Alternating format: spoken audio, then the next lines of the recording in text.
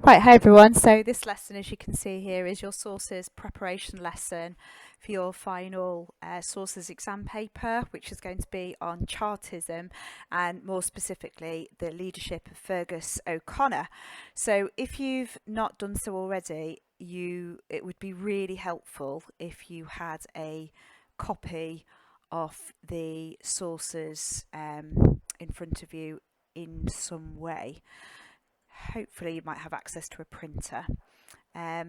If you've not, you could possibly do it by kind of, switching backwards and forwards on your phone to look at the sources paper, or maybe just watch this through and then go back to the sources paper and, kind of have another look at it. But yeah, it makes life a little bit easier for you if you can have a copy to kind of annotate. If not, you'll just have to watch it and make some notes, and I'm sure that will be helpful as well.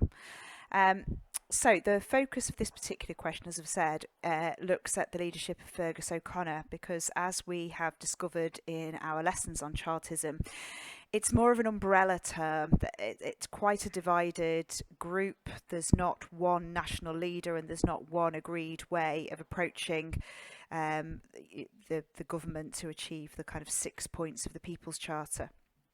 So we've got some pictures of him left to right there. And in the middle we've got him kind of with his arm raised up in the kind of firebrand that we expect him to be. And over on the right hand side, interestingly enough, is a plaque to O'Connorville, which was the idea of his landed cooperative society, which didn't work out, but nevertheless was an interesting idea. Okay, so let's move on. So the focus of the paper, as I've said, was how inspirational was the leadership of Fergus O'Connor.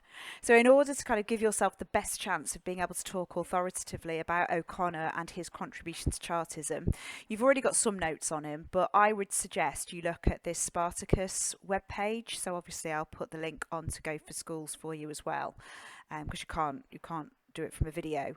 But it would be really helpful if you started off by visiting that website. It is just one page. I've curated it, I've chosen it specifically because it has a good combination of useful historic detail without going on and on and on and using lots of long-winded words that will make it really obtuse. So it should be pretty accessible for you all. So pause this, make sure you've done some background notes on O'Connor. Might take you 10 minutes, but it's worth doing, and then come back and we'll talk about the 4 sources. Okay, so welcome back, and I'm going to have a look at each of the sources in turn. And as you can see on the slides, what I've tried to do is, in the darker red colour, just emphasise any text in the content that it might be worth kind of focusing on, and in the green colour, that's things in the provenance of the source that I think it would be helpful if you felt able to comment on it. And of course, as always with these, the most helpful thing you can possibly do before you actually sit down to write it is do yourself a table. So you need to sort the sources out. So it might just be worth listening to this and annotating either your printed sources or just writing notes for yourself. And then once you've done that step, I would still do a table where you sort the sources for and against. So those sources that support the idea that Fergus O'Connor was indeed inspirational, and those sources that support the idea given above that O'Connor didn't really inspire anybody. So that would be the 2 columns in your table. Sort the sources out, and in your sorting, just try and remember to comment on the content and the provenance. So we want to know what it tells you about O'Connor and his contributions to Chartism, but we also want to think about it as quality of evidence, because as historians we're not accepting things at face value. So in GCSE speak, but it's a great starting point, we want to think about the nature of the source, the origin, so who wrote it and when, and also the purpose. Was there a particular purpose behind this which leads us to perhaps feel that it is of lesser value than maybe another source? So those are the things that we have to kind of juggle. Let's have a look together then at source A. So we're trying to work out whether this evidence suggests that O'Connor was inspirational or not. So source A comes from a young German socialist and poet. So socialism is a precursor of communism. So a socialist is somebody that wants a more equal society. So in simple terms, think Robin Hood, take from the rich, give to the poor. So this particular young fellow, I don't think his German nationality is massively important, but his political leaning, the fact that he was a socialist, is important, and that immediately makes me think he's probably going to be a fan of O'Connor, who was all about kind of, the workers rising up. The fact he's a poet suggests that he might be, rather kind of flowery approach to language. And he's living in Bradford, which again is important for us. If we apply our own knowledge here to the provenance, we know that in the northern areas, and particularly the old industrial heartlands, places like Bradford, it was more likely that the workers there would support Chartism, because those were places where jobs and livelihoods were under threat from mechanisation by the 1830s and 1840s. So he's living in Bradford and he's reporting on a Chartist meeting he's attended. And if we just flip to the bottom to look at the second half of that provenance, he's writing in a radical German newspaper. So in actual fact, I probably should have left the German bit black. He's writing in a radical newspaper. So he's a radical. He presumably supports the idea of Chartism and the quest for political equality. So he's presumably going to present this in a fairly positive light, and the date, we're not sure of the exact years, but it's in the later stages of Chartism. 1843 to 46 tells us that this is after the second petition, and at this point O'Connor has kind of been left as the sole leader, because we know in 1843 that Lovett finally left the movement. He was disillusioned with the physical force Chartists. So let's see what George Worth says. He made preparation to attack the enemy. The meeting noticed this and spurred him on by loud clapping. It was as a red rag to a bull. The voice took on a fuller sound. The sentences became shorter. The fist drummed more wildly against the rostrum. The face of the orator became pale, his limbs trembled, and the cataract of his rage had flooded over the last barrier, and onwards thundered the flood tide of his eloquence, throwing down all before it. I do believe that the man would have talked himself to death if he had not been interrupted by an audience which shook the whole house and set it vibrating. Wow. So clearly George Worth is something of a fan of Fergus O'Connor, and just to kind of take you back to the points in red that I've raised, that the language in that first line, attack the enemy, Worth makes this sound like a battle is raging. Yeah, that O'Connor is kind of at the forefront of a battle. There's almost a sense that he's kind of, a brave commander leading his troops behind him. So I thought that was kind of worth emphasising, that deliberately military language. And then the next few things that I've highlighted in red are where we get a description of O'Connor not just as a speaker, but actually using his fists, his face, his limbs, his whole body is kind of described in delivering this speech. We don't even get what the speech was. We just get a description of the way O'Connor delivered it. We have no idea what the content of the speech was. So there's a real focus on not only the oral delivery, but actually the physical delivery. And then this lovely phrase, there's all sorts of kind of poetic writing in here, the cataract of his rage, but I like the thundering of the flood tide of his eloquence. So we definitely learn that this chap is a poet, and perhaps given to some exaggeration in his attempt to kind of get over the spirits of O'Connor's speech.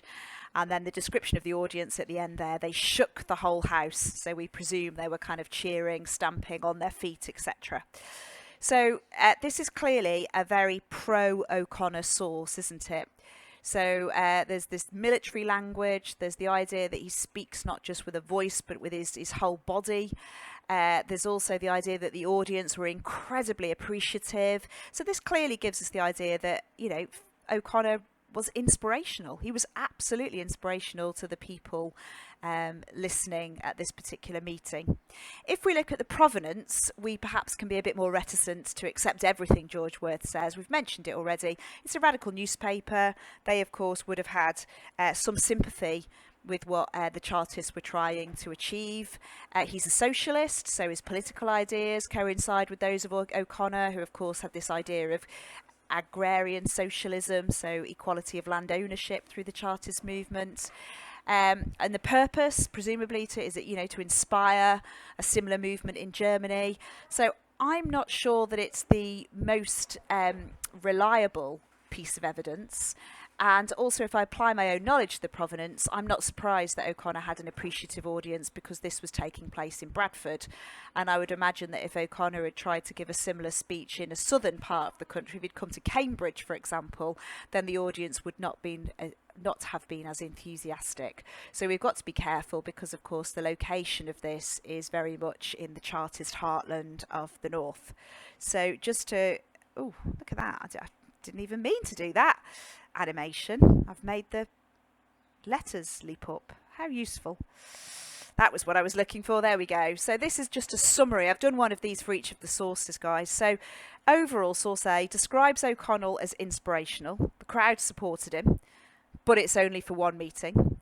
Worth is writing for a radical newspaper and clearly shows sympathy to the cause. He's a poet, and therefore his language is rather over the top. Bradford was O'Connell's heartland. They were definite supporters of physical force Chartism, which he led. Doesn't actually suggest he was that popular elsewhere. And also, time-wise, this was later on in the movement when other leaders like Lovett had left. So those are things to kind of note to qualify the kind of, amazing description that we get of O'Connor here. So things to note. So if you want to jot that down, pause it, because I'm going to move on to source B.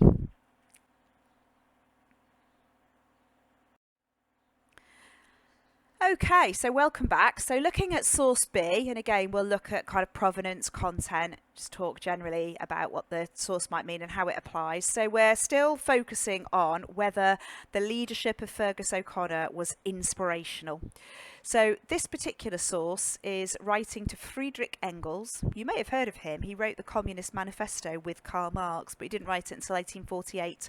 So at this point, he's just another German socialist. So this chap, George Harney, is writing to Engels. George Harney, it tells us at the top, is a radical Chartist. So again, we presume that he is perhaps sympathetic to O'Connor. And he assesses O'Connor's worth. And it's interesting, actually, the word assesses kind of suggests that he looks at both sides. And I think he does. So I think Harney, in some ways, this source could sit on both sides of your planning table. To some extent, he does suggest that O'Connor is inspirational, but he also points out his limitations. And this is a letter. So it's not for publication, although it is being written to somebody who would be interested in Chartism and what O'Connell was doing. And again, 1846, quite late on in the movement. So the same, you don't need to repeat yourself, but the same comments stand, don't they? That by 1846, O'Connor was kind of one of the last leaders standing, and Chartism had taken on a more radical flavour by then. So what does it say in the content? I must do OC, so we presume he means O'Connell, the justice to say that he never interferes with what I write in the Northern Star. So you'll remember, of course, that the Northern Star was the Chartist newspaper set up by O'Connell himself. So Harney's saying that even though O'Connell founded that newspaper, he leaves writers such as him to get on with it. A popular chief should be possessed of a magnificent bodily appearance, an iron frame, eloquence, or at least a ready fluency of tongue. O'Connell has them all, at least in degree. I think we call that damning with faint praise, don't we? So he's an iron frame, so he's an impressive figure of a man, and eloquence or fluency of tongue. He can speak well. And that actually coincides with what we've just read in source A, doesn't it? That he was quite impressive as a charismatic kind of public speaker. Okay, we then go on to the other side of it from George Harney. A popular leader should possess great animal courage, contempt of pain and death, and be not altogether ignorant of arms and military science. No Chartist leader has these qualifications. So, ouch. So we assume from that phrase, no Chartist leader has these, that includes O'Connor, that there are things he doesn't possess. So he doesn't have courage, he's frightened of pain and death, and he doesn't know anything about military science. So there are limitations to O'Connor's leadership, is what Harney is suggesting. From my knowledge of all men who figure in the Chartist movement, I am convinced that even in this respect, was O'Connell thrown overboard, we might go further and fare worse. And that's a bit of a tricky kind of last sentiment there, because it kind of suggests that they're better off with O'Connell at the helm, because they'd fare worse without him. But it's a little bit difficult to interpret, because he's put before that we'd go further. So does he mean that Chartism would be even more radical if O'Connor wasn't, kind of keeping people in check? There's some truth in that, actually. If you kind of look at contemporary evidence and sources about what happened in 1848, the suggestion is that O'Connor was desperately trying to stay within the law, and we know that he did try to stay within the law within his career. So there's some own knowledge that we've got of the way O'Connor operated, which suggests that Harney's being fair, and also the fact that he gives both sides. It makes you feel that it's possibly quite an objective look at O'Connor. So a little summary there. What's Harney saying? He's a good editor, he's an impressive figure, and he can speak well, but he lacks courage and military knowledge. The Chartists don't actually have any leaders with these skills. Yes. What own knowledge have I got to support this? Most were journalists or artisans. So an artisan is a word for a skilled worker. So think of William Lovett, James O'Brien, or James Bronte O'Brien, Henry Hetherington. Classic Chartist leaders that we came across last lesson. And yeah, they're not people with kind of military knowledge. So there, is it fair to criticise O'Connor? There's an interesting discussion there, maybe. The final line suggests O'Connell is the best of a bad bunch. And actually, he stopped the more radical strands of Chartism. And in our background reading, we should have come across that. So it seems likely that that's a fairly reliable piece of evidence about O'Connor. Although the limitation of it is that it's only talking about 1846. So it's only talking about the last couple of years of the Chartist movement. Okay, moving on to source C. So again, pause here if you want to make notes on that. And I'm going to go on to the next source. Okay, so source C, a Chartist thinker. So we're not told that this is a radical Chartist this time. It's just a Chartist thinker writing in his own journal. Now, I don't know about you, but often the word journal brings kind of a 21st century idea to mind of some kind of diary. In actual fact, a journal, if we're talking about 19th century history, is often the word for a newspaper or magazine publication. If you look at the bottom, Bronte O'Brien, he's one of the leaders that I did cover last lesson. He was a radical Chartist. He was a physical force Chartist, but he fell out with O'Connor and he established his own newspaper called the National Reformer. So O'Brien is writing in his own newspaper, and 1847 tells us that this was after the date he fell out with O'Connor. So therefore, it's likely that he has an axe to grind. So let's see if the content of source C reinforces that idea. Oddly, Fergus dragged millions to torchlight meetings and demonstrations at great sacrifice of time and money, and caused the ruin of thousands through imprisonment, loss of employment, and transportation. It appears he only has to establish a national Chartist cooperative land society to ensure social happiness for all.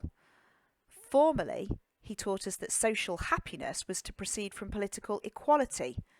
Doubtless, when his land bubble has burst, he will have another new idea for us. So reading between the lines here, we get the idea that O'Brien is not happy with Fergus O'Connor, and there is obviously criticism of his leadership. But if we're applying this to the question, did the leadership of O'Connor inspire his fellow Chartists? Again, it's yes and no, because look at that first line. Fergus dragged millions to torchlight meetings. So the word drag suggests that people were reticent to go, they were pulled there against their will. But the number, millions, suggests that O'Connor did successfully inspire, that he was able to kind of reach out to people and get a lot of popular support. And we know that at its height, Chartism gathered 3.3 million signatures on that second petition of 1842. So again, in source C, we can see a little bit of both. But then, of course, the source goes on to criticise O'Connor. So I've highlighted the great sacrifice of time and money and the ruin of thousands. I think I give you an example of 6 being transported after the Newport riots in 1839, and of course that would have led to, you know, ruin for their families who were left behind. Second half of this source, I think what we can see reading between the lines is that O'Brien is very critical of O'Connor's move away from the People's Charter, because in 1845 he sets up this land cooperative society, which aims to give land to workers and encourage them to go back to being small-scale farmers. And clearly O'Brien doesn't agree with that. It's one of the reasons they fall out so much.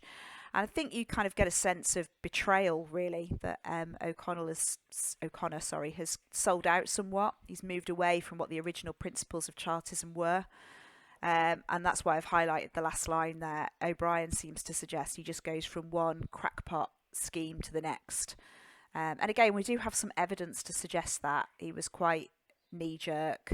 You know, he kind of flipped from one thing to the next with lots of energy, but maybe not always having really given it a lot of time and thought. He's perhaps not a man of unmovable principles, shall we say. So C is kind of a suggestion overall that O'Connor is not inspiring, because even someone like O'Brien, who started as a physical force Chartist and was definitely, you know, kind of one of O'Connor's closest supporters, has in the end grown tired of his leadership. But there is just that brief kind of acknowledgement that earlier on in the movement, O'Connor was a popular figure. So I would probably put it in terms of it's supporting the idea that he was not inspirational overall. But it's worth just making that point, I think, when you look at the content of this particular source. So again, little summary for you. He was selfish. He caused misery for supporters who lost wages. He flips from one idea to the next. The provenance, it was written in O'Brien's own newspaper, so therefore he had an axe to grind. It was written for publication. He wants to, you know, show his dissatisfaction with O'Connor at this time following their falling out. He was a physical force Chartist and would therefore want to present him negatively after they had publicly fallen out. Okay, so again, pause if you want to write any of that down. I'm moving on to source D. Okay, so final source, and again we're continuing to focus on this idea that was Fergus O'Connor an inspirational leader. So this is written by one of the founders of the Chartist movement, the top provenance tells us, and down the bottom there we can straight away see, William Lovett. So Lovett and O'Connor were seen as the kind of dual leaders of Chartism, and there wasn't a lot of love lost between them, excuse the pun. Lovett set up the London Working Men's Association in 1836, and Lovett was responsible for drawing up the People's Charter. So he was responsible for the political ideals that lay behind this movement when it first started. And he fell out with O'Connor. They famously, huge personality clash. They didn't get along at all. And in 1843, Lovett quit the movement in exasperation, despite the fact that it was him that founded it. So I think we can see, before we even start reading this, it's probably not going to cast a very positive light on O'Connor. And looking down the bottom there at the other bits I've got highlighted in green, the life and struggles of William Lovett. So we presume this is a book. It's written in 1876, by which point Lovett would have been an old man, and O'Connor has died in the 1850s. So this is a kind of old man, perhaps a little bit bitter, kind of looking back. So what does he say? I regard Fergus O'Connor as the man who did most to spoil our movement. He began his career by ridiculing our moral force as humbug. The Northern Star became an instrument for destroying everything intellectual and moral in our movement. By his constant appeals to the selfishness, vanity, and animal instincts of men, he succeeded in calling up a spirit of hate, intolerance, and brute feeling previously unknown among reformers. I will have nothing to do with such a man. He has done irreparable damage to our cause, and he is politically and morally dishonest. So the content there is quite clear. I don't need to explain that to you. Spoil our movement, destroying anything intellectual, because of course the physical force Chartists were actions, not words. whereas this guy was all about, you know, kind of political arguments, and, you know, he wanted Chartism to prevail through being right and being able to explain that argument. Hate, intolerance and brute feeling. So the call to arms, things like the Newport riot, the plug plots, these were not, you know, kind of things that Lovett would have supported.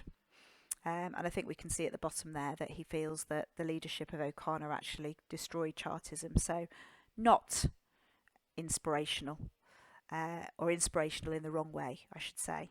So again, a summary for you. So shows a personal dislike of O'Connell. We're not surprised by that from our own knowledge. We would understand that. It criticises his approach, which rejects intellectual reasoning. Suggests he's got no morals and inspired Chartists just to rise up through hate. So he did inspire, but for all the wrong reasons. So again, it's perhaps worth making that point. Lovett had a feud with O'Connell and led the Moral Force Chartist movement, left in 1843, and this, of course, was written for publication. So, and it's, you know, quite a long time after. So looking back on the movement, which he kind of had to walk away from, he obviously still feels very bitter. So when you're writing this up, what I'd like you to do is make sure, please, guys, that you group the sources. So it would probably be helpful to start with the sources that support the view. So the view given is the leadership of Fergus O'Connor did not inspire his fellow Chartists. So I'd be starting with sources C and sources D. You don't need an introduction. If you are a person that feels happier if you can just do a couple of lines of intro, fine, no problem. So, you know, if you wanted to do that, I would just briefly put the question there, the leadership of Chartism, into context. So if you really wanted to, you could make a brief comment how Chartism was an umbrella organisation. There were different strands within it, and two of the main strands were the physical force led by Fergus O'Connor and the moral force led by William Lovett. And then I'd crack into my first main paragraph, which, you know, some of the sources do suggest or do support the view that the leadership of Fergus O'Connor did not inspire. And then I'd probably focus on C and D. Obviously, you can make that small qualification that both of those sources do acknowledge that he had popular appeal, but they both suggest he wasn't an inspirational leader for different reasons. You may even want to briefly mention a little bit of B. You may not. Please start with the red words.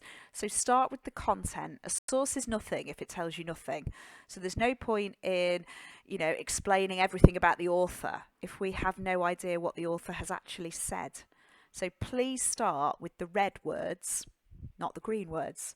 So start with what the person said. So, you know, source C supports the idea the leadership of Fergus O'Connor did not inspire. For example, it states, and then, you know, give a direct quotation to start, you know, and then what does the quotation mean? And you go on from there.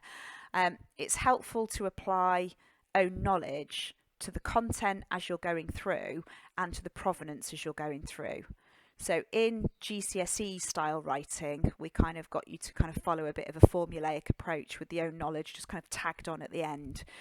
Now that we're at advanced level, we don't really want to still see that. So what we'd like you to do is, rather like I've been doing as I've talked through these sources with you, is look at the content, make a quotation, and if you have any own knowledge that helps to explain that quotation, pop it in. Brilliant.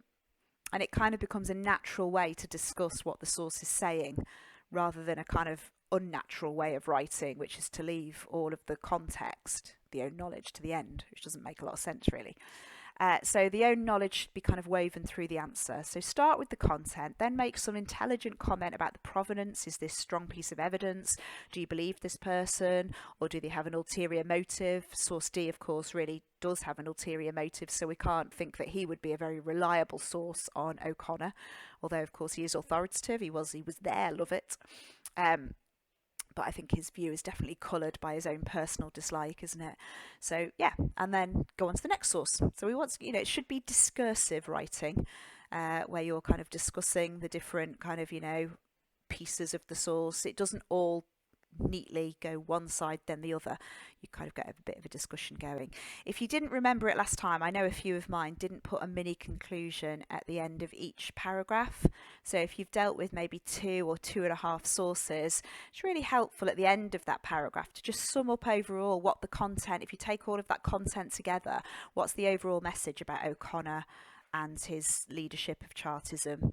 And so sum up the content and sum up the strength of those 2 or 3 sources, as the quality of their evidence. They might suggest that O'Connor wasn't a great leader, but they might be pretty weak in terms of evidence for a historian, in which case we're going to then assume that you're going to go on and find the other side more convincing. So we're trying to come to a reasoned conclusion by doing those little pieces of evaluation as we go through. Okay, so then second paragraph would be the sources that challenge the view that O'Connor was not inspirational. So source A, obviously, because George Worth was quite appreciative of O'Connor's efforts up in the Bradford meeting. So you might start with that, and again, start with the content. What is he saying? Then look at the evidence, weave in your own knowledge. Then you might look at source B, because George Harney does acknowledge that O'Connor had some good qualities. And again, a mini conclusion, sum up what the overall content is suggesting about O'Connor, and then sum up what the quality or the strength of that evidence is. And then when you get to that final conclusion, it makes sense. Review your mini conclusions, because you need to agree with the side that has the strongest evidence. And that's not the number of sources. You could have 3 really weak sources and 1 absolutely brilliant one, in which case you agree with the 1 brilliant one. History is not about maths.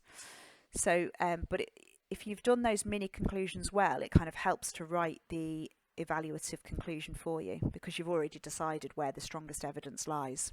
And the stronger evidence as well kind of lines up with your own knowledge, and that provides you with the opportunity to bring some own knowledge into the conclusion. So Mr. Thomas and I are really looking forward to reading these. So good luck with it all. You can listen to this as many times as you like. God, what a thought. And that's your last sources paper as well. So make it a good one. And if you've got any questions or any queries, just get in touch. We're at the end of an email, so very happy to hear from you. I don't want anybody to be struggling alone at home. We're here to help you. Okay, I'll stop going on. You can go away and crack on with your sources paper. Well done for listening, and we're looking forward to seeing those answers, guys. Thank you.